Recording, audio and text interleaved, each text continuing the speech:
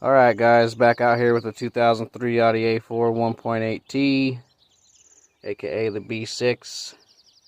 We have our new ECS coil wiring harness hooked up, wires pinned and pinned into the connector, connected in. It's ready to go. Put everything back that we took off for better access. And I just want to kind of show you what it is that goes on here.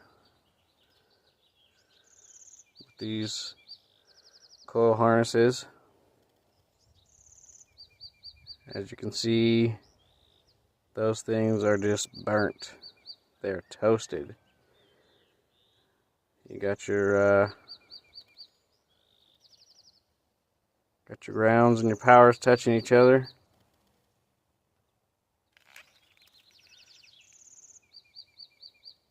Signal wires a little toasty on that one. A little toasty on that one. Come on now. Focus.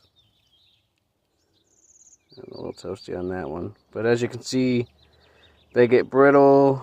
The insulation on the wire breaks as you tug on these to change your coil packs or your spark plugs, whatever you're doing. And that just causes a real issue.